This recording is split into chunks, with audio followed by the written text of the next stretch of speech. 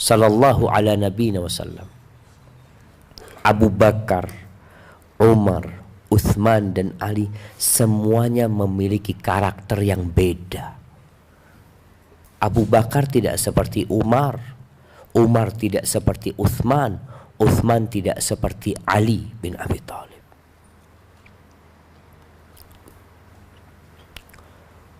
Tugas kita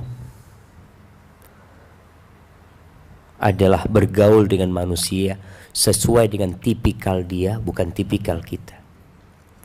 Memperbaiki orang sesuai dengan kondisinya, bukan kondisi kita.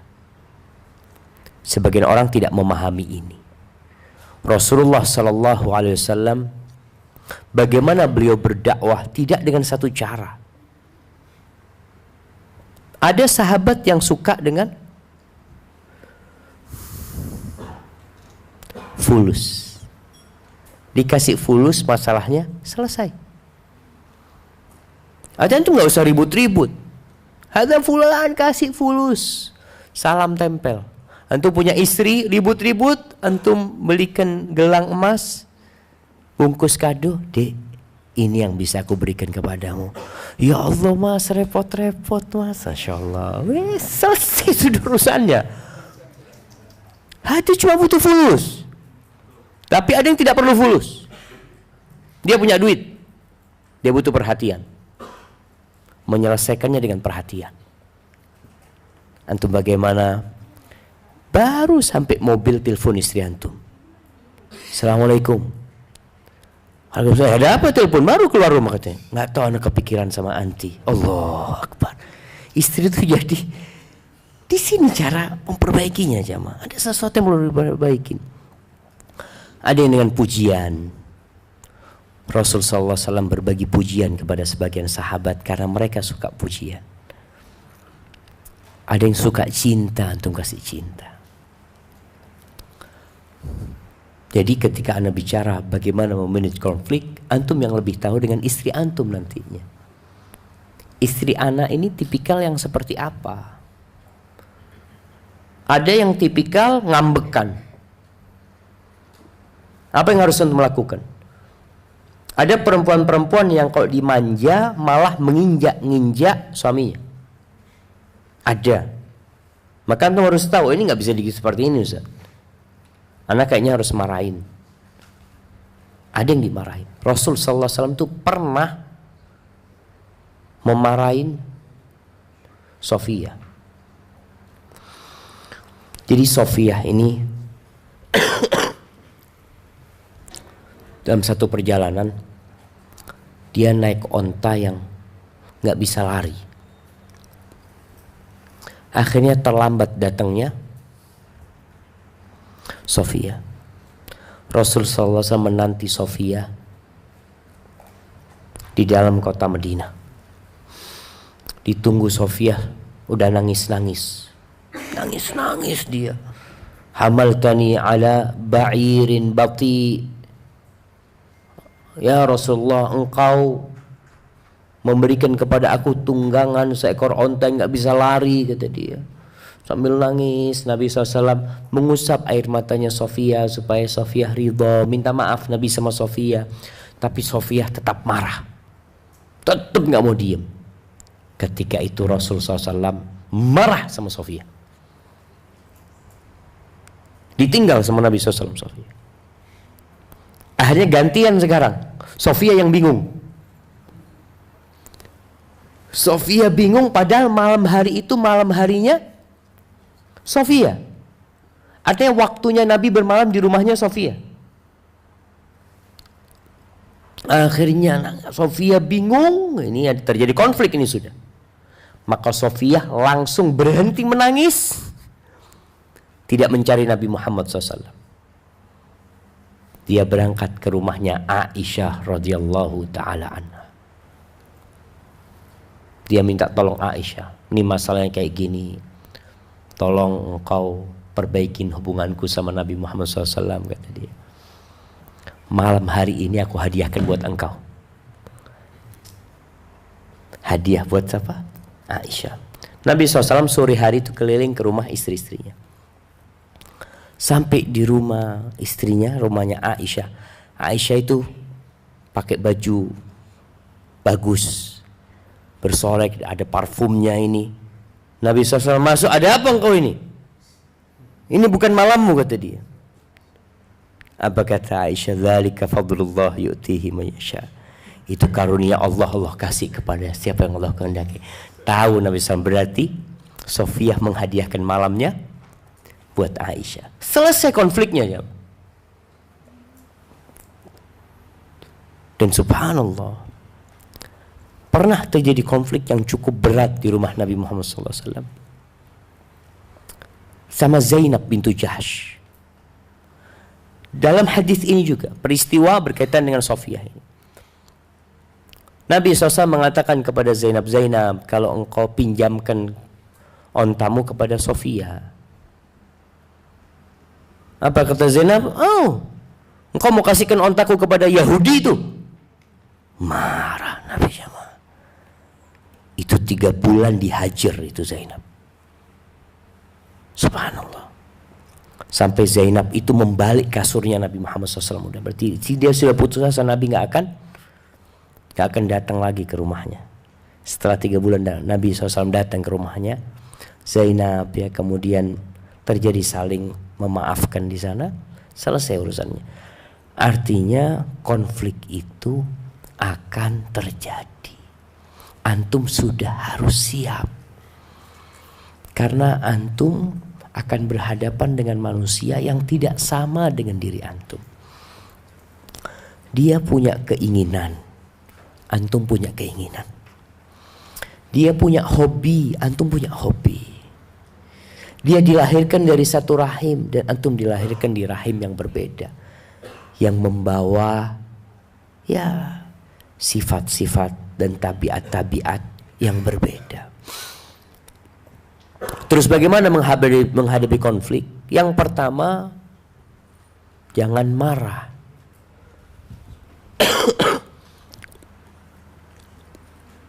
Jadi kalau ada permasalahan, jazakallahu khair. Syukran.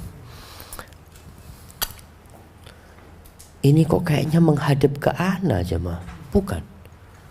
Anunya. Enggak dihadapkan ke. Oh iya. Bismillah. Ya gerak aja enggak apa-apa. Bismillah.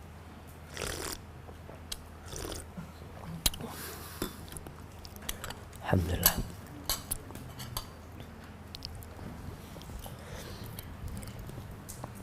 Pemimpinnya di rumah siapa? Suami. Kalau ada masalah, antum yang tanggung jawab. Marah itu tidak menyelesaikan masalah. Berapa banyak konflik yang disebabkan masalah remeh berakhir dengan perceraian. Padahal masalahnya adalah air jahe hangat yang terlalu banyak gulanya, kemanisan. Ini sekarang kemanisan nih jemaah. Suami ngatakan, "Dek, ini kemanisan jahenya, Dek." Mas sudah dibikinkan masih komplain, Mas. Ini masalah sudah. Masalahnya remeh. Padahal kalau istri ngomong, "Minta maaf Mas, sini Mas, ana tambahin air." Selesai kan urusannya. Tapi kadang-kadang ada istri yang merasa dia suami nggak tahu syukur, nggak terima kasih. Akhirnya dia marah sama suaminya. Dari sini suami marah, akhirnya diambil dituangin. Mulai berantem. Karena dari marah. Penghuni surga itu nggak suka marah. Maka Allah katakan tentang penghuni surga itu, wal kadhiminal ghaidh. Mereka adalah orang-orang yang suka menahan emosi mereka. Wal afina 'anil nas, mereka suka memaafkan orang. Wallahu yuhibbul muhsinin, Allah cinta kepada orang-orang yang suka berbuat kebaikan. Maka ingat, antum ketika ada konflik, antum tahan emosi antum. Rasul sallallahu alaihi wasallam mengatakan idza ghadiba ahadukum falyaskut. Kalau marah salah seorang di antara kalian, diam. Antum marah semestinya. Kita lihat Nabi SAW ketika marah dengan Sofia, apa yang beliau lakukan? Beliau diam, ditinggal. Karena ini solusi gitu. Kalau beliau berbicara, yang ada bantah-bantahan. Makanya berapa sering antum melihat dalam rumah itu lempar-lemparan piring. Bermula dari dibantah ucapan suami, atau ucapan istri dibantah. Dalam kondisi dia emosi. Nabi SAW tahu Sofia sedang marah, maka Nabi diem. Pernah terjadi antara Ali bin Abi Thalib dengan Fatimah binti Muhammad SAW. Nabi SAW datang ke rumahnya Fatimah siang hari. Biasanya Ali tidur, nggak ada Ali di rumahnya. Ini mertua yang peduli. Dia ngelihat ada sesuatu di rumah putrinya. Ditanya sama Nabi SAW, Aina ibnu ammiki? Nggak ditanya mana suamimu, tapi ditanya kemana anak pamanmu. Diingatkan dengan hubungan rahimnya. Kemana anak pamanmu? Katanya Fatimah, bayangkan Fatimah ribut sama Ali. Ghababani anifan falam yaqil indi. Tadi marah sama aku, atau aku bikin marah dia, kemudian dia nggak mau tidur siang di rumah. Terjadi di rumah Sayyidatu Nisa'il Alamin, wanita termulia di alam semesta ini. Itu salah satunya adalah Fatimah binti Muhammadin sallallahu ala nabiyina wasallam. Ghadabani anifan falam yaqil anni. Maka dicari sama Nabi SAW. Ternyata ada di mana Ali bin Abi Thalib? Tidur di Masjid Nabawi. Tidur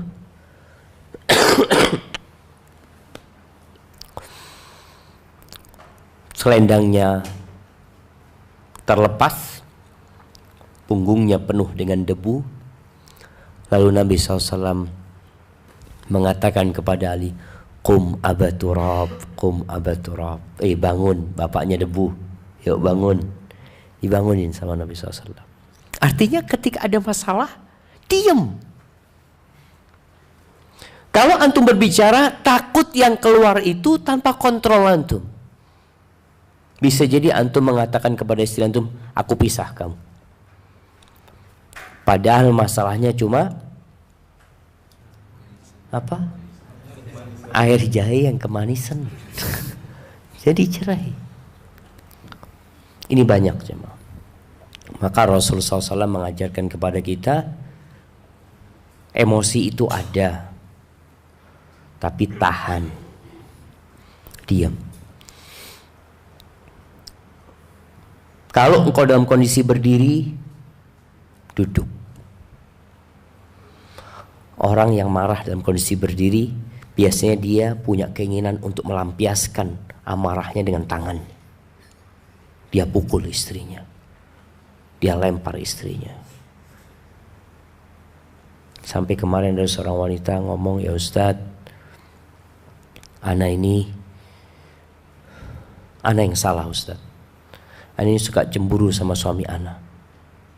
Sampai suami ana itu marah sama ana Ustadz. Ana yang salah kata dia. Semalam ana bikin marah suami ana sampai ana dicekik sama suami ana. Tapi perempuan ini ngomong, tapi ana yang salah Ustaz. Dia tahu diri. Dan sekarang suami ana ngomong, Ustaz, hari Sabtu kemarin dia tanya, hari ini dia akan datang bersama keluarganya, akan membicarakan masalah ana. Kayaknya nggak bisa dilanjutkan lagi sudah. Karena ada wanita-wanita yang terlalu cemburu. Sampai bongkar-bongkar HP-nya suami, macam-macam. Suami jadi risih gitu loh. Ketika sudah tidak ada saling percaya dalam rumah itu, yang ada saling curiga, itu berat hidupnya. Tadi Anda sampaikan, ketika marah suami dalam kondisi berdiri itu bisa jadi memukul.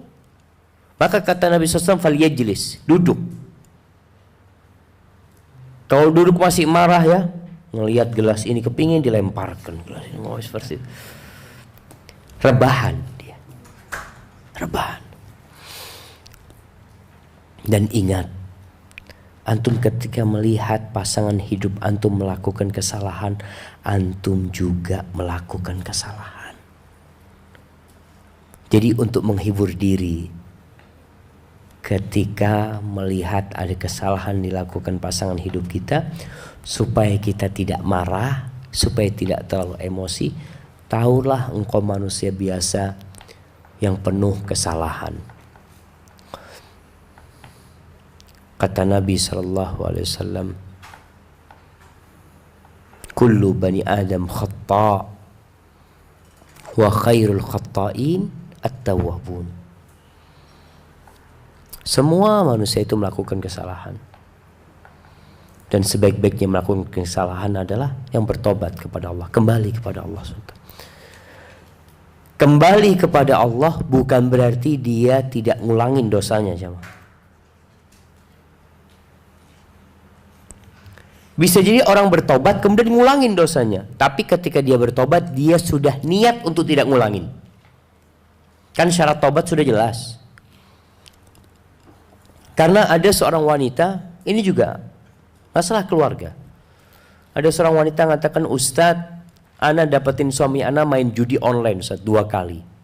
Waktu itu ana sumpah Ustadz, sumpah pakai Quran lagi sama suami ana. Suami ana janji tidak akan main judi online lagi. Dan dalam sumpah itu ana katakan, kalau engkau main judi online lagi, aku minta pisah. Sampai seperti itu. Suaminya alhamdulillah tidak main judi online. Berapa lama? Tapi setelah berapa bulan main lagi, Ustaz. Akhirnya ana minta pisah, Ustaz. Tapi ana nyesel, Ustaz. Istrinya nyesel gitu loh. Padahal kan bisa diselesaikan tanpa bercerai sebenarnya. Ana sampaikan, orang itu bertobat tidak harus tidak mengulangin dosa itu. Bisa jadi dia benar-benar bertobat, tapi karena godaan, ya, kemudian dia terjebak dalam dosa lama yang sejatinya dia sudah bertobat. Jadi itu ingat kita, semua berbuat salah. Kemudian yang ketiga, prinsip yang ketiga menghadapi konflik ini, dapat antum. Yang kedua apa? Yang pertama apa?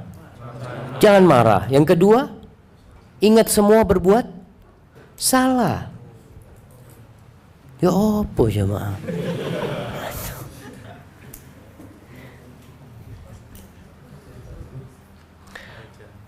Yang ketiga, ketahuilah bahwasanya hidup ini ujian. Hidup ini ujian.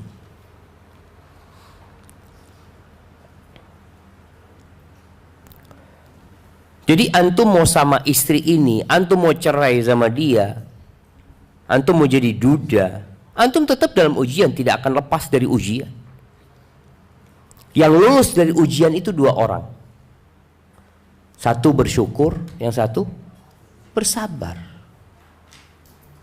Ada yang diuji dengan harta, seperti Qarun, akhirnya dia tidak lulus.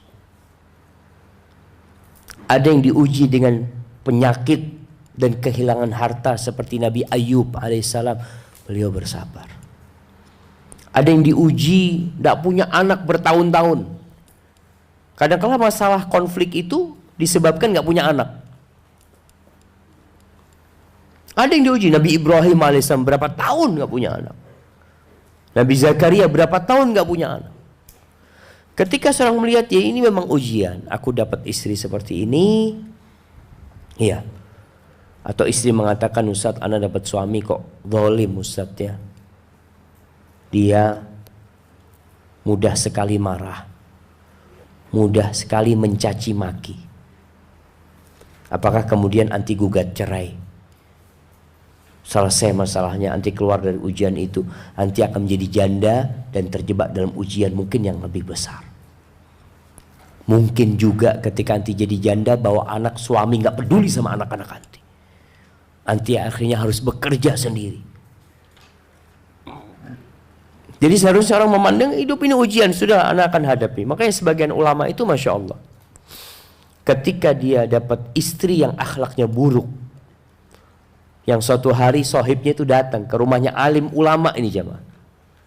Alim ulama, sohibnya bertamu, dilihat istrinya alim ulama ini kok kayaknya kurang adab, ngomongnya kasar macam-macam. Sama tamunya, ente kenapa nggak ceraikan dia? Banyak perempuan lainnya. Kata dia, aku takut istriku ini adalah ujian buat aku karena dosa-dosaku. Aku takut kalau nikah lagi dapat yang lebih parah dari dia. Udahlah yang ini ana jalanin. Masya Allah. Artinya seorang tahu diri gitu loh. Hidup ini ujian. Dan kita tadi awalnya kita sebutkan jangan marah, banyak berbuat dosa, kita melakukan kesalahan. Bisa jadi pasangan hidup kita itu gambaran dari dosa-dosa yang kita lakukan sebagai penghapusan dosa buat nanti. Ini yang menyebabkan akhirnya sebagian orang hidup bersama suaminya dengan konflik yang tidak berujung sampai mati. Antum pernah melihat orang tua kita, kadang-kadang antum melihat abah ibu ini ribut gak mari-mari, tapi Masya Allah habis gitu makan bareng lagi, ngobrol bareng lagi, tapi konflik-konflik terjadi di antara mereka karena mereka tahu ya sudah ujian hidup ini jamaah. Wa nabluukum bisyarri wal khairi fitnah wa ilaina turja'un. Tapi antum juga yang keempat ini harus mengevaluasi diri. Karena kata Allah Azza wa Jal, ma asabaka min hasanatin faminallah. Kalau engkau dapat kebaikan itu dari Allah. Kalau engkau dapat keburukan itu dari dirimu sendiri. Makanya ketika antum lihat ribut terus dalam rumah, antum segera bertobat kepada Allah Azza wa Jal. Dosa itu membawa naas dalam kehidupan kita. Sebagaimana riba menghilangkan berkahnya harta yang kita miliki, bisa jadi penyebab konflik itu utang. Ana dapat buku anti riba, subhanallah ya. Disebutkan di sana salah satu yang menyebabkan keributan, sakit itu adalah hutang riba, karena jadi beban dia. Maka segera antum bertobat kepada Allah Azza wa Jalla. Perbaiki hubungan antum sama Allah, Allah perbaiki hubungan antum sama pasangan hidup antum. Istri punya suami yang zalim, coba dia perbaiki hubungannya sama Allah. Mungkin sholatnya dia telat-telat, mungkin dia punya utang Ramadan yang tidak dia bayar, mungkin dia suka ghibain orang, mungkin dia suka ngomongin orang. Melakukan itu. Tidak semuanya kita yang ngurusin. Kita serahkan sama Allah, ya sudah ya Allah. Karena sebagian orang mengatakan saya sudah tobat Ustaz, gak bisa ngurusin suami anak Ustaz. Ya sudah, serahkan sama Allah Azza wa Jalla. Dengan memperbaiki hubungan kita sama Allah, semoga Allah memperbaiki hubungan kita dengan keluarga kita. Kemudian yang ke-5, Masya Allah, ada yang ke-4, ada yang ke-5. Nah, apa yang ke-4? Evaluasi diri, mengevaluasi diri.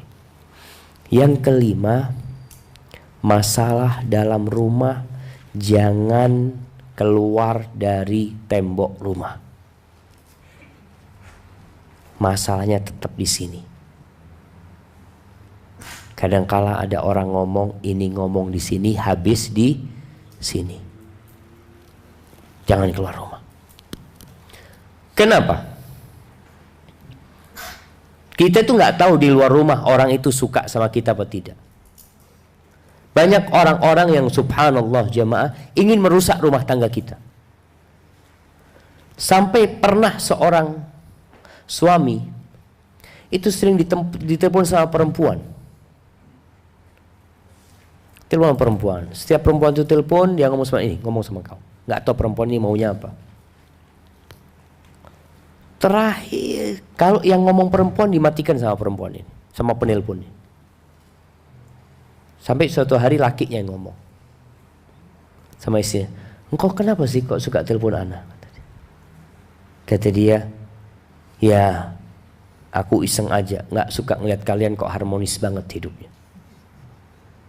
Ada orang-orang yang gak suka antum itu harmonis. Sehingga kalau masalah dalam rumah keluar, masalahnya satu jengkal sama dia, dipanjangin. Jadi ada masalah-masalah yang kecil, kalau keluar rumah jadi panjang. Antum jangan ceritakan masalah buat yang akhwat nih. Yang akhwat, tolong jangan ceritakan kalau ada konflik dalam rumah kepada ibu atau ayahnya. Ini sebagai bentuk berbakti kepada orang tua. Ayah ibu itu sudah membesarkan anti, udah capek. Kok sekarang engkau sudah menikah masih merepotkan orang tua lagi? Maka usahakan engkau hadapin masalahnya. Yang kedua, kadangkala kalau engkau sampaikan kepada orang tua ini cinta sama anti. Dan mungkin orang tua nggak suka sama suami anti, tapi anti cinta sama suami anti. Banyak terjadi perceraian gara-gara konflik itu sudah sampai ke rumah orang tua. Jadi nggak terima, bapak ibunya itu nggak terima anaknya disakitin. Kejadian di Malang, ada seorang yang suka telepon Ana. Dia tanya, Ustaz gimana Ustaz? Ana punya istri Ustaz. Akhirnya dibawa sama orang tuanya. Ingat para orang tua. Antum kalau jadi orang tua, bapak ibu itu nggak punya hak ngambil anaknya kembali. Kecuali dengan gugat cerai. Dan itu pun melalui proses pengadilan. Setelah diambil anaknya, subhanallah, sang anak di dalam rumah orang tuanya rindu sama suaminya. Rindu.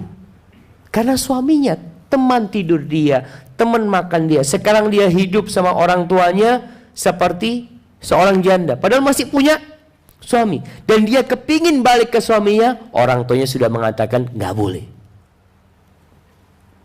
Penyebabnya siapa? Engkau menyampaikan masalah itu kepada orang tua. Jangan, sudah. Engkau selesaikan. Kalau nggak mampu, silahkan konsultasi. Tapi dengan dua catatan. Orang yang engkau ajak konsultasi itu orang yang amanah. Yang kedua, orang itu ingin kebaikan buat dirimu.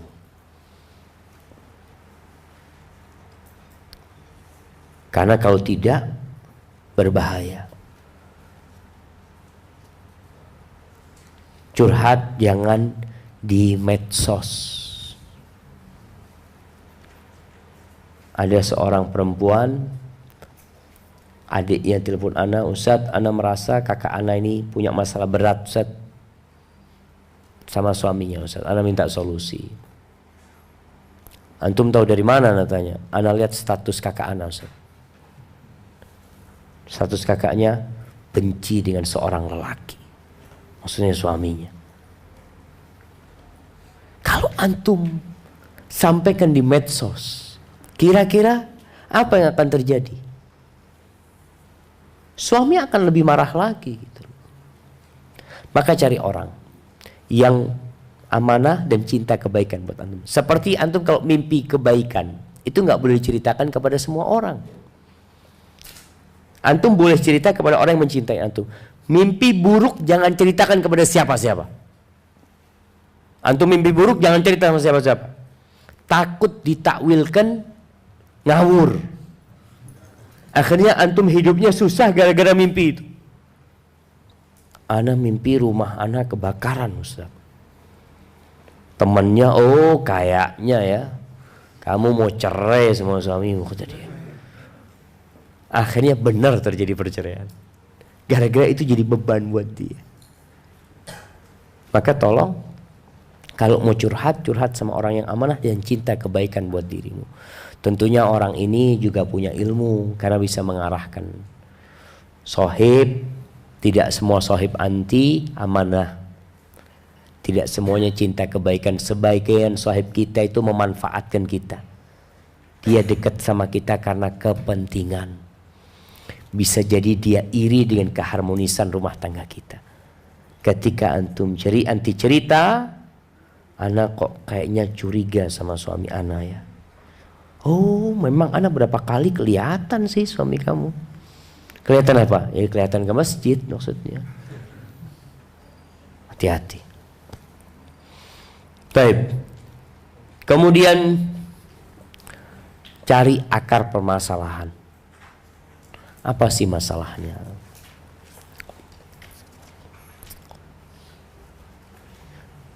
Jadi dokter itu sebagian ngasih obat dengan harapan pasien balik lagi.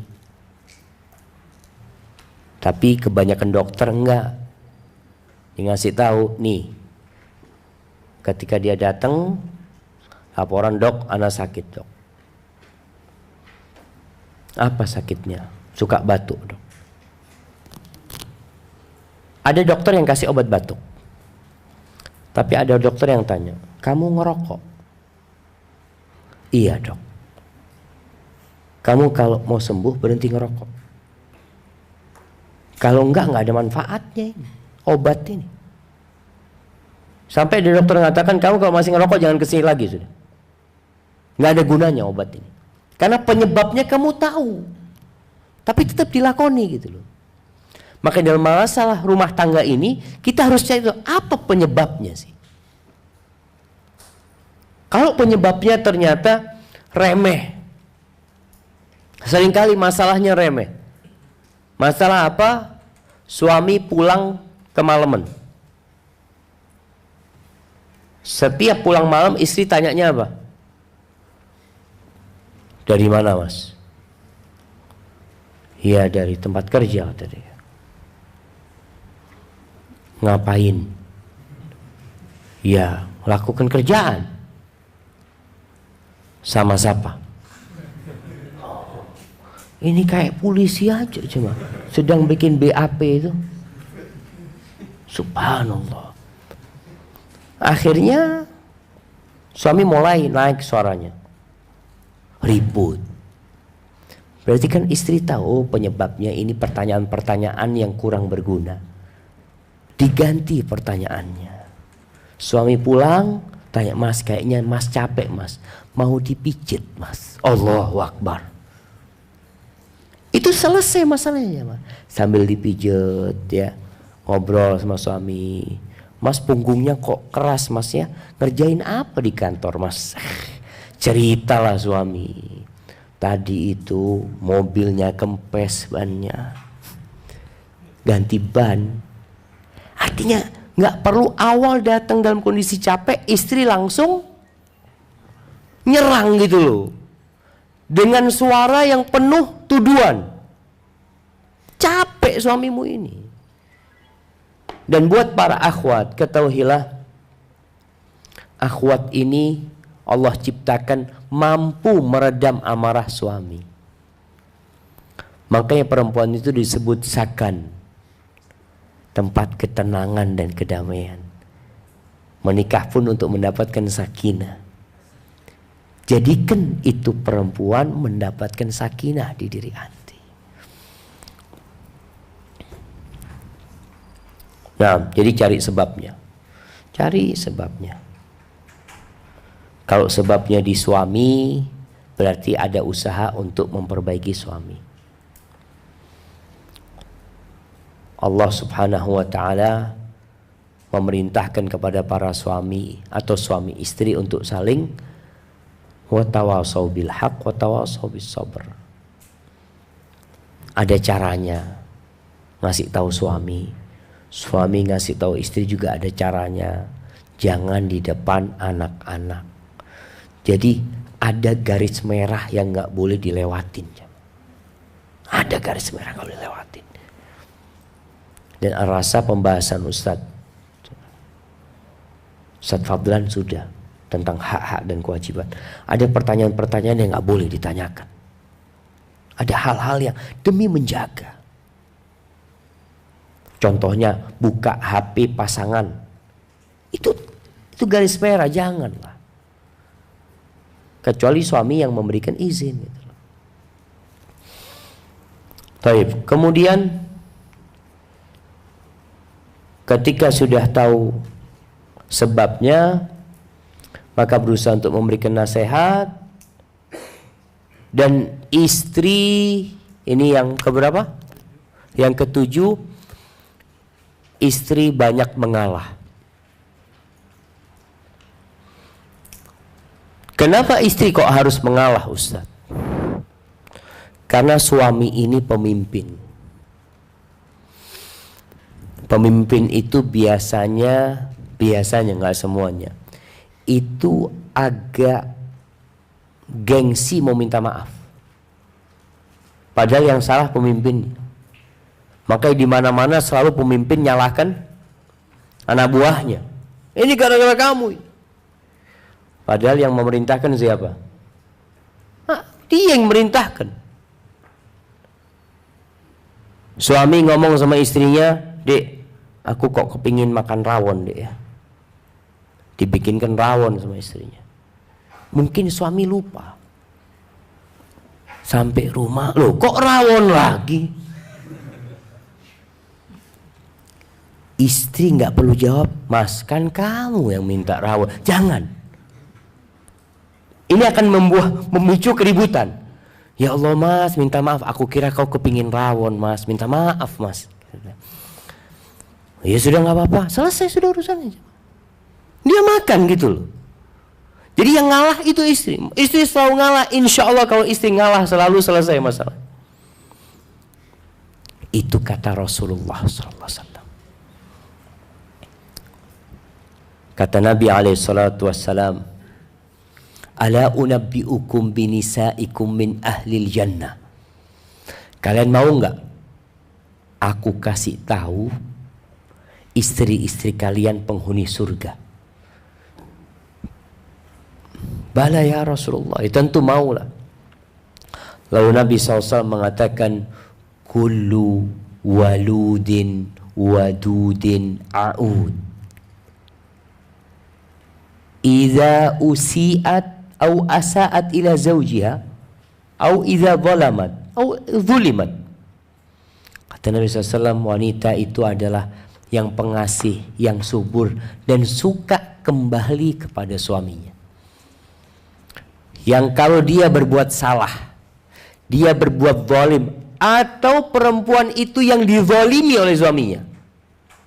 Jadi dalam dua kondisi, perempuan ini melakukan kesalahan atau dia yang dizalimi sama suaminya, dia datang kepada suaminya.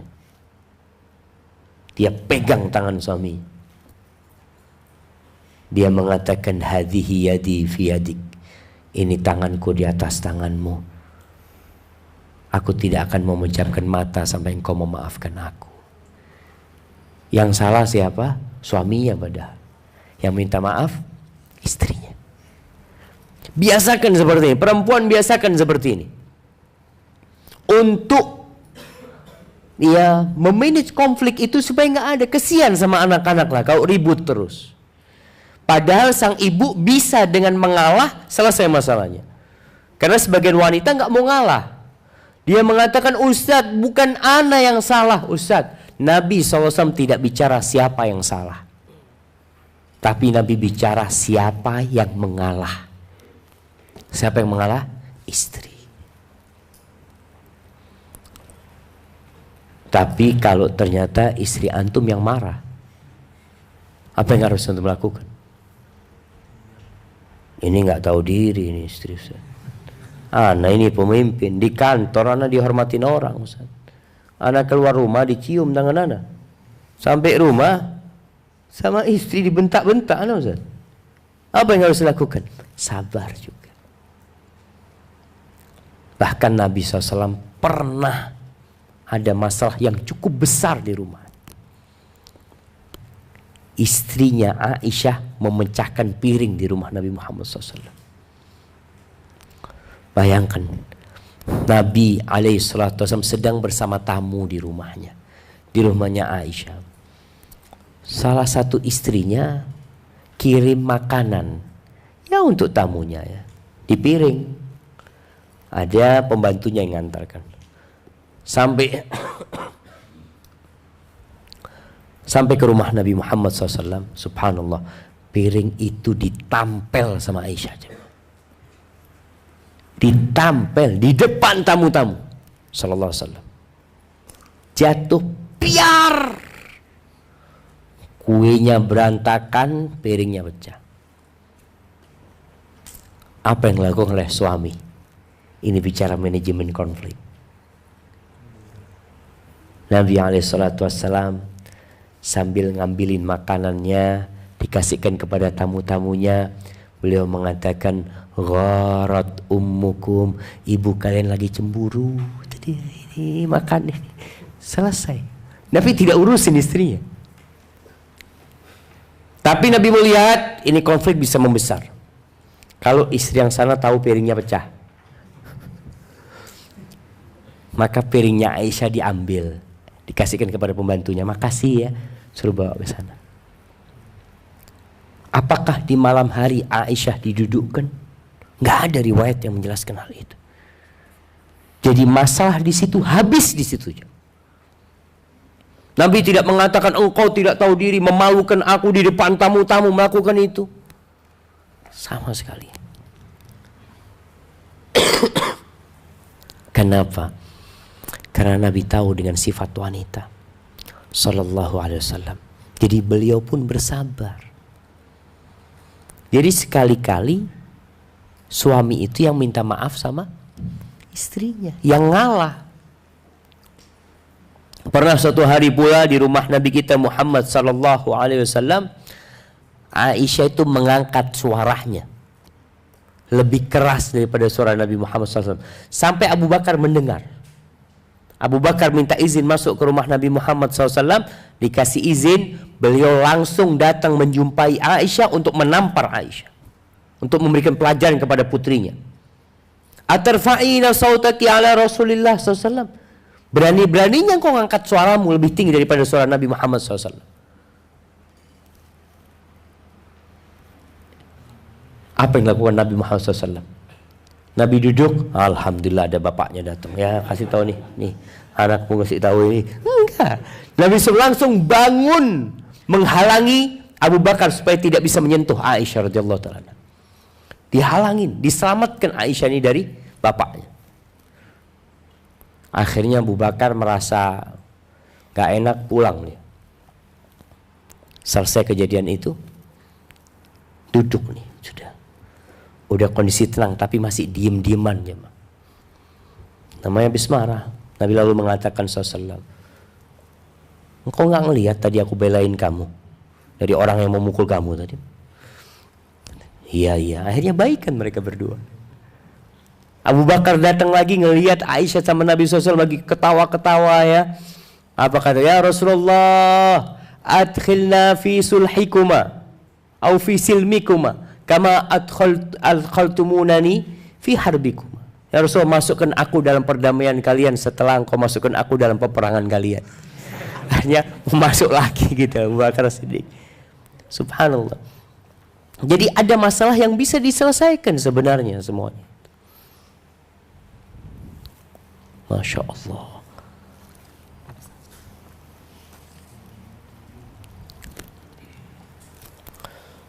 Taib. Jadi saling mengalah. Tapi lebih utama istri mengalah sama suaminya, suami juga kadang-kala mengalah sama istrinya. Kadang-kala konflik di dalam rumah itu tidak selesai. Apa yang harus dilakukan? Ana sudah berusaha Ustaz memperbaiki suaminya, tapi suami tetap gak mau jadi baik. Kadang-kala suami ngomong, Ustaz, ana berusaha untuk ngajak istri ngaji ya, untuk hijrah, tapi dia tetap gak mau Ustaz. Keributan tidak bisa dihindarkan tiap hari. Cara yang terakhir bukan cerai. Apa? Mediasi. Kirim mediator. Ini Allah sebutkan di surat An-Nisa ayat 35. Allah mengatakan, wa in khiftum shiqaqa bainihima. Di surat An-Nisa ayat 35 Allah mengatakan, kalau kalian takut, wa in khiftum shiqaqa bainihima, pertikaian di antara keduanya yang ya nggak bisa dihindarkan lagi, fab'athu hakaman min ahlihi wa hakaman min ahliha, maka kirim utusan dari pihak keluarga istri dan utusan dari pihak keluarga suami. Orang lain sekarang sudah harus memasukkan pihak lain. Kenapa? Karena dua orang ini merasa semuanya benar.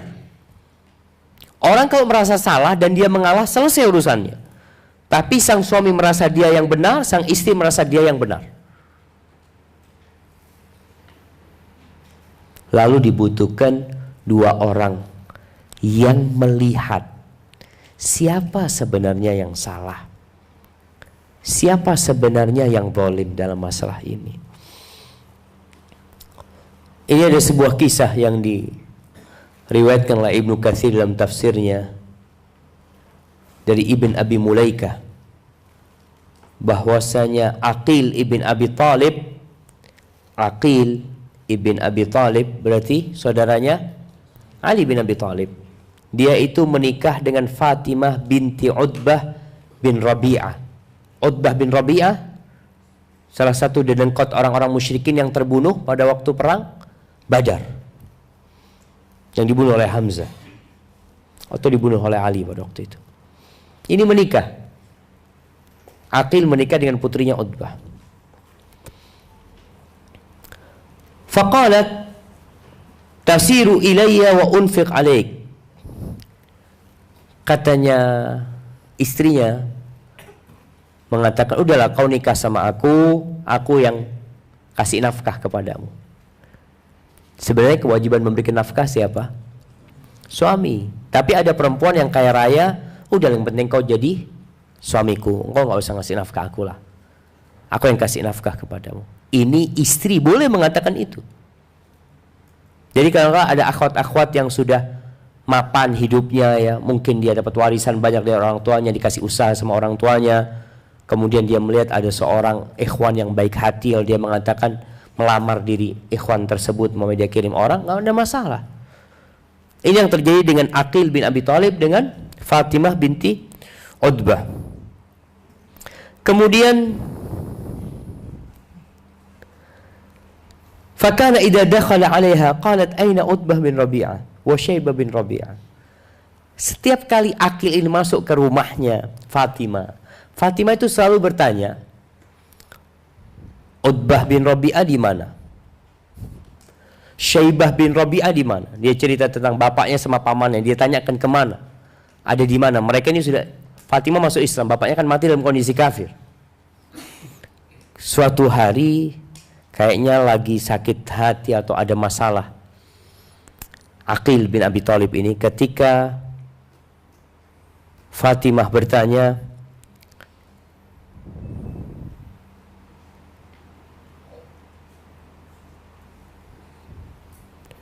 katanya Aqil, ala yasariki finnar idza dakhalti. Engkau mau tahu bapakmu di mana? Utbah bin Rabi'ah sama Syaibah bin Rabi'ah itu akan ada di sebelah kirimu nanti kalau kamu masuk neraka. Ini suami ngomong sama istrinya kayak gitu, coba. Maka akhirnya marah ini Fatimah. Langsung dia pakai bajunya berangkat menjumpai Khalifah Utsman bin Affan radhiyallahu taala anhu. Dia laporkan ucapan suaminya ini. Ketika sampai ke menjumpai Utsman radhiyallahu taala anhu, Utsman ketawa-ketawa. Ini masalah ringan, masalah remeh, masalah rumah tangga yang bisa diselesaikan. Akhirnya Utsman mengirim 2 orang. Mengirim Abdullah bin Abbas dan mengirim Muawiyah bin Abi Sufyan. Muawiyah ini dari pihak keluarganya Fatimah binti Utbah. Ibnu Abbas dari keluarganya Aqil bin Abi Thalib. Untuk dilihat. Fatimah udah pulang duluan. Akhirnya datanglah Abdullah bin Abbas dengan Muawiyah. Ibnu Abbas mengatakan la ufarriqanna bainahuma. Aku akan pisahkan antara keduanya, sudah kayaknya nggak bisa dilanjutkan. Ini pendapat Ibnu Abbas. Adapun Muawiyah ketika itu mengatakan ma kuntu li ufarriqa baina syakhsaini min bani Abdi Manaf. Aku nggak mungkinlah 2 orang dari keturunan Abdi Manaf harus kita pisahkan. Coba kita usahakan lah. Akhirnya sampai sana ternyata pintu rumahnya sudah ditutup, jamaah. Berarti masalahnya sudah selesai. Ya pulang sudah mereka. Urusannya ini. Kadang-kala masalah itu masalah ringan. Alhamdulillah dia datangnya Fatimah kepada siapa? Kepada Utsman bin Affan. Sehingga bisa memberikan solusi. Bapaknya sudah mati. Ibunya mungkin sudah tiada. Kalau dia berangkat kepada orang yang tidak cinta sama dia, yang tidak ingin kebaikan sama dia, yang akan terjadi biasanya perpisahan. Maka tugas mediator ini melihat 2 orang ini. Cara yang lain, para ahli fikih itu menyebutkan 2 orang yang bertikai ini yang konflik terus nggak selesai-selesai, dititipkan ke rumahnya orang yang alim. Dititipkan, tahu rumahnya orang yang alim. Dia mungkin punya rumah besar, taruh rumahnya untuk dilihat. Yang bermasalah ini siapa sebenarnya? Kalau yang bermasalah itu suami, maka suami dikasih tahu, kamu itu sebenarnya yang salah. Maka suami wajib memberikan nafkah kepada istrinya, dan istri boleh tidak melayani suaminya atas perintah mediator. Tapi kalau ternyata yang salah istrinya, istrinya pun didudukkan. Yang salah engkau selama ini. Engkau wajib melayani suamimu, nafkah ya sudah, suami nggak mau ngasih nggak apa-apa, untuk menghukum dirimu nanti. Jadi diserahkan kepada mediator, tidak bercerai. Namun terakhir kalau memang tidak mungkin, maka perceraian adalah solusi terakhir. Tapi perceraian itu pun bertahap. Talak pertama. Dilihat setelah talak pertama mungkin berubah. Talak kedua. Dan itu akan dibahas oleh ustadz yang lainnya insyaallah tentang pembahasan talak. Mungkin kita masuk ke sesi tanya jawab. Nah, Anda persilahkan kepada panitia.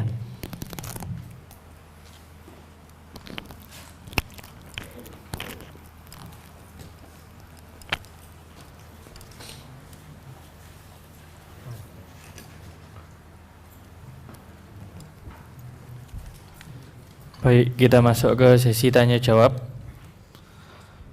Bismillah, Ustadz minta solusinya. Bagaimana cara saya untuk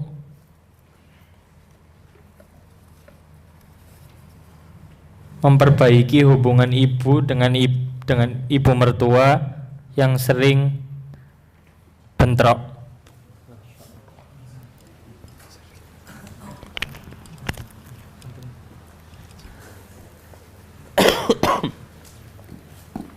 Nah, jadi seorang anak harus menjadi penyampai kebaikan dari kedua belah pihak, sehingga dia perbaiki hubungan keduanya walaupun dengan berdusta. Kita tahu di antara bohong yang diperbolehkan adalah bohong atau berdusta untuk memperbaiki 2 orang yang sedang bertikai. Sebagaimana istri juga boleh bohong sama suaminya, suami boleh bohong sama istrinya dalam urusan ya rayu merayu dalam rumah tangga. Antum perlu menjadi penyampai kebaikan. Jadi kalau datang ke mertua, sampaikan ibu kirim salam, ibu rindu banget ya. Antum sebelum ke rumah mertua mungkin belikan oleh-oleh. Tadi ibu pesan suruh kirim ini buat bu mertua. Mulai hubungan ini bagaimana diperbaikin. Begitu pula antum balik dari rumah mertua, Antum beli sesuatu, kasihkan ke ibu antum, katakan ini ibu mertua titip. Ibu, kata dia, rindu sama ibu, katanya, lama nggak ribut sama ibu, kata dia. Aslinya sampailah ucapan-ucapan yang baik dalam rangka memperbaiki hal itu. Kemudian jamaah, di antara yang menyebabkan kecintaan itu tumbuh selain hadiah tadi adalah jarang-jarang ketemu. Zur ghibban tazdad hubban. Berkunjunglah yang jarang-jarang, itu akan menumbuhkan kecintaan. Tapi kalau tiap hari ketemu, bosen. Mungkin dengan cara seperti itu untuk menghindari konflik. Kemudian antum juga bisa melihat masalahnya di siapa. Orang yang dalam konflik itu kadang-kala merasa dia yang paling benar. Yang di luar tahu, oh yang salah fulan, seperti itu. Maka kalau antum tahu sebabnya, mudah-mudahan dengan itu bisa ngopeni kesalahan itu supaya jadi benar. Hadza wallahu a'lam bissawab.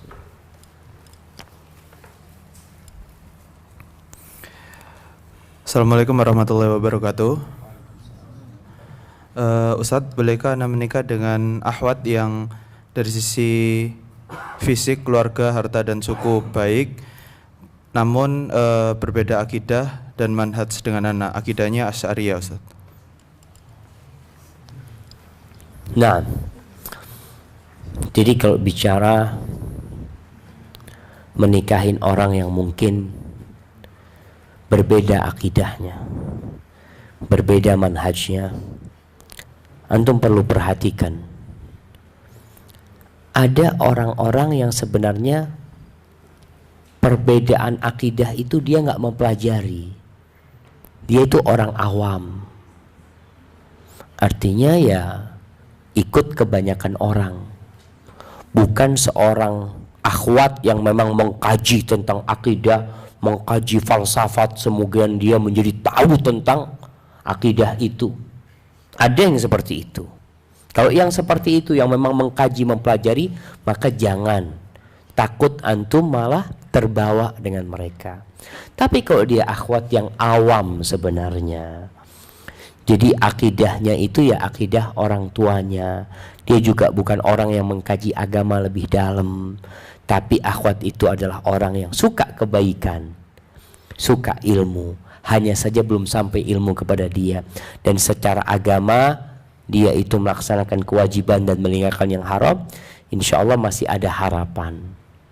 Tapi kalau seperti yang pertama kondisinya berat, lebih baik antum cari akhwat yang sehati sama antum, supaya di rumah tidak ribut terus.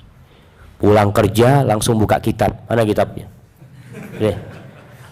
Mana dalilnya kamu yang mengatakan nggak boleh kayak gitu? Wow, ribut terus. Makanya dari awal carilah akhwat yang sehati sama antum, sehingga ya perbedaan itu akan tetap ada, tapi paling tidak dia visi dan misinya sudah sama, insyaallah. Hadza wallahu a'lam bissawab. Assalamualaikum, Ustadz. Berapa lamakah proses ta'aruf dan sejauh mana kita harus mengenal calon pasangan? Kalau berapa lama sih nggak bisa ditentukan, jamaah. Karena yang diperlukan itu informasi yang lengkap. Bisa jadi sehari selesai, antum sudah tahu gitu loh. Tapi bisa jadi berbulan-bulan antum cari tahu tentang dia belum dapat. Karena memang ya antumnya sibuk. Jadi tadi kita bicarakan, kalau berbicara yang 50% dengan pertanyaan tadi selesai kan? Sehari, nggak sehari, 1 jam antum sudah bisa menilai, oh ini visi misinya seperti ini, kondisinya seperti ini 50%. Hanya untuk meng-cross check kebenaran yang 50% ini, ya tadi dibutuhkan waktu kalau memang antum berjauhan. Tapi kalau tetangga dekat, antum sudah tahu, anak tahu anaknya fulan, anak tahu bapaknya, anak tahu subhanallah. Jadi hari itu antum melamar, hari itu antum ta'aruf, hari itu antum melamar, hari itu antum menikah. Bisa. maka tidak ada ketentuan. Kalau bicara seberapa dalam ya, tadi yang sudah kita bahas. Yang antum perlukan dari perempuan ini apa? Dia menjadi pendamping hidup antum. Yang namanya pendamping jadi sohib, jadi teman, paling enggak dia sehati sama antum. Yang kedua, dia akan menjadi ibu buat anak-anak antum. Punyakah dia kriteria yang tepat untuk menjadi ibu buat anak-anak? Kalau tujuan kita menikah tadi bukan hanya urusan melampiaskan nafsu, tapi kita ingin menciptakan keluarga yang harmonis, keluarga yang bermanfaat buat negeri ini. Karena ingat, Indonesia ini hanya kumpulan keluarga-keluarga kecil jamaah menjadi Indonesia. Jadi sedalam mana, sedalam yang antum butuhkan. Kalau antum tujuannya menikah hanya untuk menyalurkan nafsu, ya antum cukup lihat wajahnya, lihat kakinya, selesai sudah. Anda lihat dia cantik, cukup insya Allah. Beratnya dengan tingginya ideal. Bibirnya dengan hidungnya pas banget. Cuma itu mudah sekali. Maka jangan terburu-buru. Informasinya cukup, silahkan. Dan juga nikah jangan ditunda-tunda, jangan terlalu lama. Apalagi yang antum mau tahu dari dia, Anda masih proses ta'aruf. Berapa lama? Ini sudah 2 tahun setengah, Pak Ustaz. Antum 2 tahun setengah ta'aruf apaan gitu ya? Mau cari tahu memang dia. Nah, barakallahu fikum. Assalamualaikum. Bagaimana sikap terhadap istri yang sering membantah suami, susah dinasehati, dan selalu punya pemikiran dan keputusan sendiri? Nah ini kan masalahnya salah pilih dia. Antum ketika ta'aruf kayaknya nggak tahu dengan hal itu. Ada perempuan-perempuan yang memang ketika antum ta'aruf, antum bisa tahu dia maunya sendiri. Kalau istilah Jermannya itu Kardiman. Tahu antum? Kardiman. Karpatibi pokok nyaman. Itu pokok maunya sendiri, yang penting enak buat dia. Ada yang seperti itu. Maka sekarang apa yang harus antum lakukan mendapatkan istri seperti itu? Pertama, sabar. Diperbaiki istrinya. Allah menjelaskan di surat An-Nisa ketika mengatakan ar-rijalu qawwamuna di ayat 34, ar-rijalu qawwamuna 'alan nisa bima faddalallahu ba'dahum 'ala ba'din wa bima anfaqu min amwalihim fas-salihatu qanitatun hafizatun lil ghaib wallati takhafuna nushuzahunna fa'idhuhun. Wanita-wanita yang kalian takut dia gak nurut sama kalian, sikapnya ya congkak, mungkin sombong dia dengan pendapat dia, apa yang harus kalian lakukan? Fa'idhuhunna. Kasih dia mau'idhah. Mau'idhah itu nasihat yang berbalut harapan dan ancaman. Nasihat seperti itu. Katakan wanita yang soleha itu insya Allah akan mudah masuk surganya ya. Kasih nasihat-nasihat tadi yang berbalut ancaman juga. Ada wanita-wanita yang masuk neraka gara-gara tidak taat sama suaminya. Kebanyakan wanita masuk neraka itu karena tidak bersyukur sama suaminya. Ini yang namanya mau'idhah hasanah. Duduk sama dia.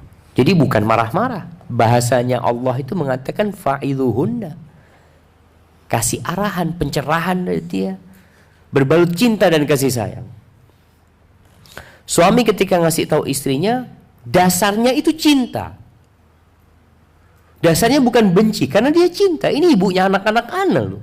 Ana sayang sama dia. Ana ingin kebaikan buat dia. Itu dasarnya. Sehingga kalau ini dasarnya, insya Allah istri mudah menerima. Jadi kalau mau ngasih nasihat istri itu, antum jangan ngomong kepada istri antum, "Dek, sini dek, aku ini gak suka banget sama kamu, dek." Ketika antum bicara itu, dia gak akan terima nasihat. Tapi kalau antum mengatakan, "Sayang, aku ini gak tahu ya, kalau aku sedang di luar rumah, aku selalu kepikiran sama kamu. Yang ada di hatiku hanya namamu." Masya Allah. kalau engkau nggak marah, aku ingin menyampaikan satu. Dia akan mengatakan, fadhol, apa yang ingin kau sampaikan? Karena dimulai dengan cinta. Tapi kalau nasihatnya dimulai dengan benci, orang tua aja ngasih tahu anaknya, hati-hati antum kalau punya anak. Nah, bapak ini nggak suka sama kamu, jangan katakan seperti itu. Nah, bapak ini sayang sama kamu, nak. Baru kamu kasih nasihat. Supaya hatinya itu buka dulu, baru nasihat itu masuk. Tapi kalau antum mengatakan benci, nutup sudah. Anak itu mengatakan, bapak jahat berarti benci sama anak. Dia nggak akan dengar nasihat. Yang kedua, cara nasihat yang kedua kata Allah, wahjuruhunna fil madhaji. Jangan digauli istrimu, jangan gauli istrimu di ranjang. Ini penting poin ini. Jadi kalau ada suami mengatakan, Ustaz, ana sudah kasih nasihat istri ana, Ustaz, bertahun-tahun dia tetap aja nggak nurut, karena antum gauli dia di atas ranjang. Jadi dia merasa suaminya butuh sama dia. Coba suaminya tidak menggauli istrinya, istri mulai akan berpikir tentang nasihat yang disampaikan. Nabi melakukan itu sallallahu alaihi wasallam. Dan ini salah satu bentuk menasehati dengan perbuatan. Jadi kalau pagi antum marahin dia, malam antum kumpulin, istri itu ketawa, oh dia nggak bisa lepas dari anak. Istri seperti itu, maka jangan digauli. Yang terakhir, wadribuhunna, pukul dia kalau diperlukan.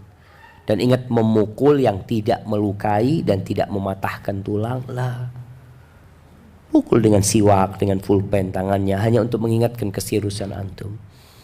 Tapi pada akhirnya, ya kalau mereka sudah taat, antum nggak boleh mendolimin dia. Tapi kalau nggak bisa dilanjutkan, ya solusinya bercerai nantinya. Tapi kalau masih bisa bersabar, bersabarlah. Hada wallahu a'lam bishawab. Ustadz, bagaimana jika kita pernah melakukan dosa besar tapi ingin bertaubat dan menikah? Apakah dalam Islam jika ingin menikah dengan seseorang boleh menyimpan aib dan dosa besar kita? Apakah hal tersebut tidak termasuk membohongi calon kita? Terima kasih Ustadz. Nah, jadi kalau bicara dosa, dosa itu antara kita sama Allah. Antum tidak usah bongkar dosa-dosa antum, tapi sampaikan kepada calon antum bahwasanya ana baru hijrah, ana mungkin punya masa lalu yang kurang baik. Ana alhamdulillah sudah 2 tahun ngaji, belajar. Itu yang antum sampaikan. Tidak perlu cerita antum pernah ini itu enggak. Jadi masa lalu itu dilihat sebagai pelajaran untuk masa depan. Istri pun seperti itu. Jadi ada seorang yang bertanya kepada seorang syekh, ana ini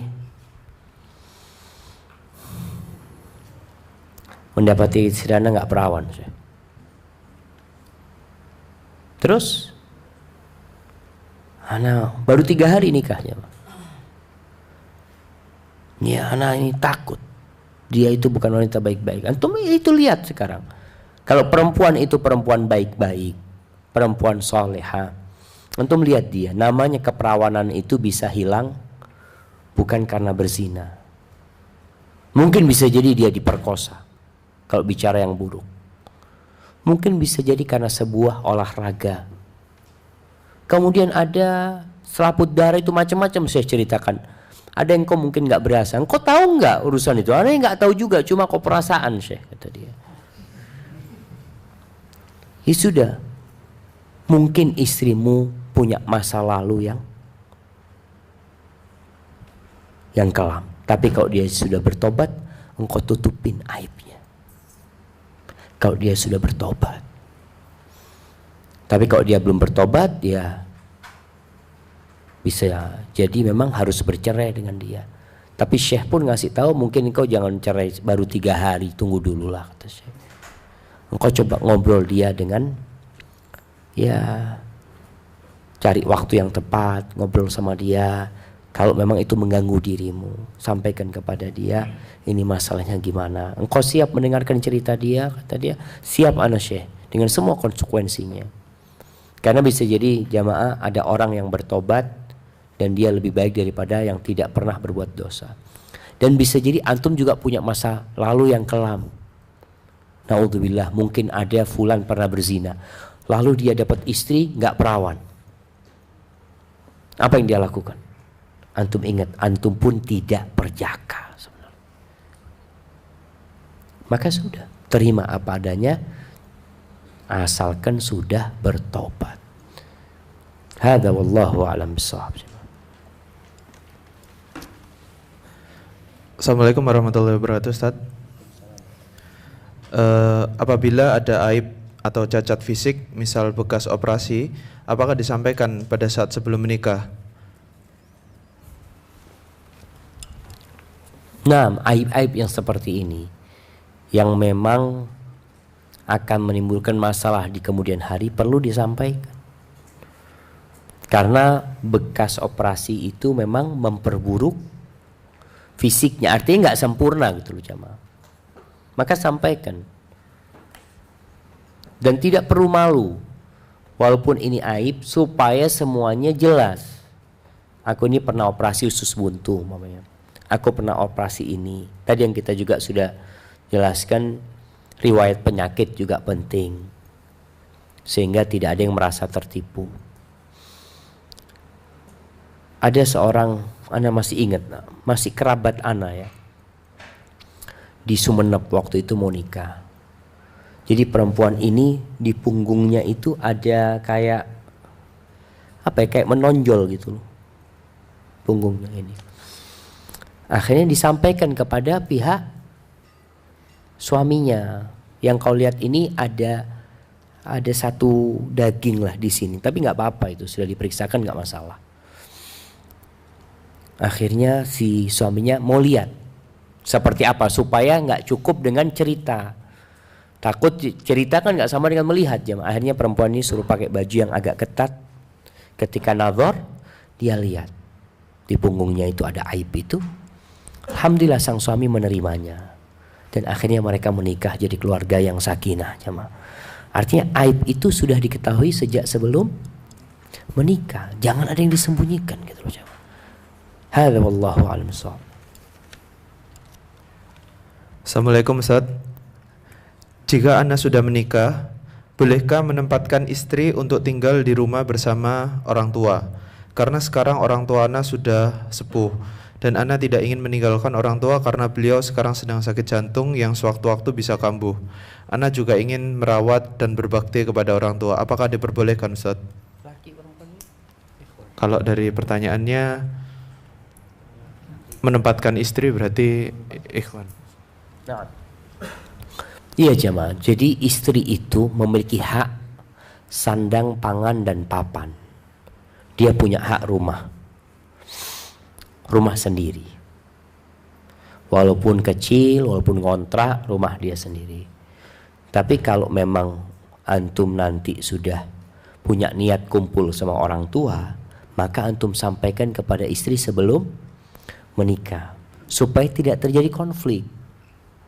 Karena banyak wanita akhirnya nuntut di tengah jalan, nuntut mau rumah sendiri. Tapi kalau dari awal antum sampaikan anak punya orang tua sendiri, maka antum sampaikan itu. Kalau di rumah itu ada kakaknya suami laki, ada orang laki-laki lain, maka lebih baik istri ditempatkan tempat sendiri, tidak kumpul sama orang tua. Karena kesian istri harus selalu pakai jilbab dalam rumah, karena ada orang laki yang bukan mahramnya dia. Maka lebih baik walaupun rumahnya ngontrak, itu haknya istri. Tapi kalau istri sudah melepas hak dia dengan mengatakan nggak apa-apa, aku siap untuk merawat orang tuamu, tinggal satu rumah sama orang tua, ya selesai udah. Tapi semua perlu diobrolkan di awal ya. Kecuali tradisi udah tahu orang-orang. Di beberapa tempat itu suami ikut istri. Di mana? Di mana jemaah? Yang suami ikut ke rumahnya istri. Mana? Di Padang. Enggak semuanya ya. Biasanya seperti itu. Kecuali sang suami sudah punya rumah sendiri mungkin pindah. Tapi pada awal nikah biasanya sebelum punya rumah, suami ikut ke rumahnya istri. Ada yang seperti itu. Jadi nggak perlu ditanya lagi, itu sudah tradisi. Jadi tradisi itu seakan-akan sesuatu yang sudah menjadi syarat lazim gitu loh. Jadi yang lakinya ini diminta sama pihak keluarga perempuan. Memang seperti itu. Makanya sudah, antum nggak perlu marah-marah di tengah jalan. Aku mau sendiri. Antum kan sudah tahu kalau antum mau menyelisihi tradisi yang ada, diomongkan di awal. Aku itu maunya kayak gini. Kembali, nggak boleh ada yang ditutupin jamaah. Karena nikah ini bukan sebulan 2 bulan, tapi seumur hidup. Nggak bisa antum 2 hari nikah, kayaknya anak mau balikinnya nggak cocok karena sama perempuannya, orang tuanya gitu. Mana antum? Ustadz, bagaimana takaran pemberian nafkah? Misal tentang besaran nominal, Ustadz. Jadi nggak ada ketentuan nominal. Allah itu berfirman di surat Talaq, liyunfiq dzu sa'atin min sa'atih wa man qudira alaihi rizquhu falyunfiq mimma ataahu Allah. Hendaklah seorang itu memberikan nafkah sesuai dengan kemampuan dia. Bukan kebutuhan istri, bukan kebutuhan keluarga, tapi kemampuan dia. Kalau dia orang kaya, maka berikan kepada istrinya yang banyak. Gajinya 10 juta umpamanya. Berapa dia buat istrinya? Mungkin dia kasih orang tuanya 2,5 juta. Mungkin 2,5 juta dia berikan kepada istrinya. Mungkin 5 juta dia gunakan untuk usaha kembali. Jadi tidak ada nominal tertentu. Sesuai dengan kemampuan. Kalau ternyata suami gajinya cuma 1 juta, istri pun gak boleh nuntut.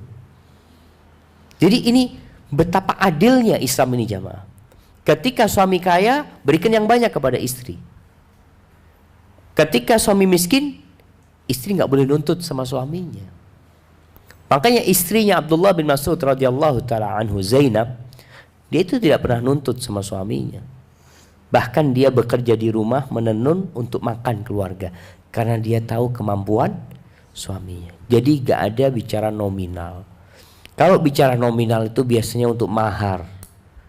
Mahar itu ikut pasaran yang ada. Jadi ada standar. Orang Bugis beda sama orang Jawa standarnya. Orang Jawa beda sama orang Padang. Orang Arab mungkin beda dengan orang non-Arab. Standarnya dan dari satu kampung ke kampung lainnya itu beda-beda. Kemudian bicara nafkah juga antum harus melihat siapa yang antum nikahin. Makanya antum harus siap gitu loh. Antum nikahin anaknya orang kaya, ini makannya Masya Allah. Sarapannya aja jemaah burger. Antum biasa sarapan bubur ayam. Aduh, ini gimana gitu. Tapi antum harus siap gitu. Antum sudah tahu ini sarapannya seperti ini.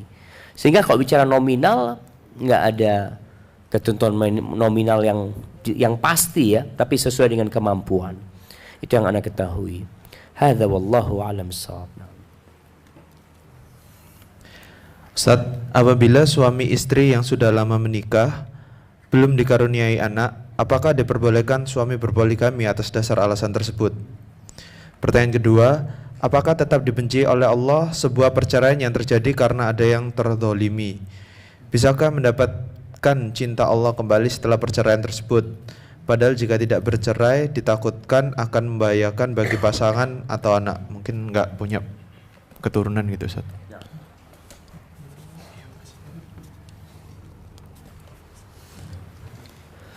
Barakallahu fikum. Berkaitan dengan hadis Abu Ghadul halal indallahi talaq. Halal yang paling dibenci Allah adalah perceraian. Hadis itu dhaif jemaah. Hadis itu dhaif. Tapi bukan berarti perceraian itu disukain Allah, enggak. Perceraian itu disukai oleh iblis. Cinta sekali iblis itu. Sehingga untuk menghindari dampak buruk dari perceraian, Allah membuat aturan perceraian. Boleh bercerai. Karena itu solusi. Perceraian itu ada yang wajib jemaah. Ada yang wajib perceraian itu. Ketika Tidak mungkin ditegakkan hukum-hukum Allah di sana. Suami melihat istrinya berzina, dibiarkan. Dia mau ceraikan, aduh takut sama anak-anak. Sekarang kau wajib menceraikan dia kalau dia nggak bertobat. Pulang malam istrinya bawa cowok ke rumah, Alhamdulillah, lalu dibiarkan. Ini sejatinya kalau dia tidak menceraikan malah dia berdosa. Jadi kalau perceraian itu ada sebabnya yang syar'i, maka perceraian itu insya Allah diridhai oleh Allah Subhanahu wa ta'ala. Cuma tolong nanti dipelajarin lagi, cerai itu ada yang bid'ah, ada yang sunnah. Kapan tolak disebut sunnah, kapan disebut bid'ah. Maka kalau kita mengikuti ya cara-cara bercerai yang sesuai dengan syariat dan alasannya sesuai dengan syariat, maka insya Allah rumah tangga tetap akan dijaga. Bahkan Allah mengatakan, waman yattaqillah yaj'al lahu makhrajan. Barang siapa bertakwa kepada Allah, Allah akan berikan jalan keluar. Kalau harus berpisah, ya sudah berpisah. Urusannya mungkin tidak bisa dilanjutkan, tapi wala tansawul fadla bainakum. Jangan melupakan kebaikan yang pernah ada di antara kalian. Karena biasanya kalau bercerai itu jamaah, sang suami akan menjelek-jelekkan istrinya, istri akan menjelek-jelekkan suami. Kalau punya anak, anaknya jadi korban. Karena anaknya kalau ikut ibunya disuruh benci bapaknya, kalau ikut bapaknya dididik supaya benci sama ibunya. Itu yang disukai oleh syaitan dan dibenci oleh Allah Azza wa Jalla. Maka bisa insya Allah menghindari dampak buruk dari perceraian itu dengan cara mengikuti perceraian yang sesuai dengan syariat. Hadza wallahu a'lam bissawab. Nah. Ustaz, ini karena waktunya udah mendekati zuhur, jadi dicukupkan. Pertanyaan terakhir. Kan yang terakhir? Terakhir. Nah, satu lagi Ustaz. Ustaz, bagaimana hukumnya istri kerja di bank riba dan berhubungan jauh dengan suami, berhubungan jarak jauh dengan suami? Ya hukumnya jamaah suruh berhenti istrinya. Suruh berhenti istri antum. Kalau istri nggak mau berhenti, antum dosa kalau membiarkan dia. Maka perceraian menjadi solusi. Tapi berusaha untuk diperbaikin dulu istrinya, jangan langsung menceraikan dia. Karena kita tahu Allah itu, ini kembali kepada awal pernikahan jamaah. Visi dan misinya yang sebenarnya sudah saling tahu, tapi suami tetap menikahin itu perempuan. Mungkin dia sejak sebelum menikah sudah kerja di bank riba. Maka masalahnya ada di siapa? Ada di suami. Maka antum kalau menerima dia seperti itu dulunya, maka sekarang antum perlu dudukkan istrimu dan memberikan nasihat kepada istri dengan jarak jauh ini. Antum harus datang. Masya Allah, subhana man sabbah ra'da bihamdih. Jadi seperti itu. Antum perlu kasih tahu, kalau memang tidak bisa dilanjutkan, ya sudah, antum ceraikan dia. Semoga antum mendapatkan yang lebih baik gantinya. Tapi antum berusaha dulu menasihatin dia dengan banyak istighfar. Mungkin antum juga punya banyak dosa tadi yang kita bicarakan ya, yang menyebabkan antum dapat pasangan hidup seperti itu. Antum juga bukan orang baik-baik sebenarnya. Sehingga dengan kita memperbaiki hubungan kita sama Allah, semoga Allah memperbaiki hubungan kita sama istri kita, sehingga dapat istri yang taat dan penurut sama kita.